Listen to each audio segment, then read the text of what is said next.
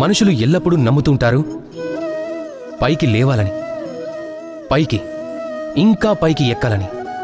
కానీ వాస్తవం ఏమిటంటే ఎప్పటి వరకైతే శిఖరాన్ని స్పర్శించరో అప్పుడు పైకెక్కిన సంతోషం అనేదే రాదు. ఇప్పుడు ఈ వర్షాన్నే చూడండి. వర్షం ఎప్పుడైతే ఆకాశం నుంచి కిందకు పడుతుందో నేల కూడా తనకు స్వాగతం చెప్తుంది. ఎందుకంటే వర్షం పడేది నేల యొక్క దాహాన్ని తీర్చడానికి.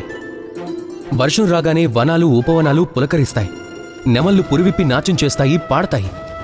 అది వర్షం పడింది అని కాదు, ఎందుకంటే వర్షం ఆ భావనతో పడిందని. ఇప్పుడు అదే స్థానంలో ఆకాశంలో మెరిసే మెరుపు నేల మీద పడినట్లయితే ఈ ప్రకృతి భయాందోళన చెందుతుంది. దాని అర్థం ఈ భయం అత్యంత గొప్పది అని. అన్నిటికంటే ముందు ఈ భావనని చూడండి.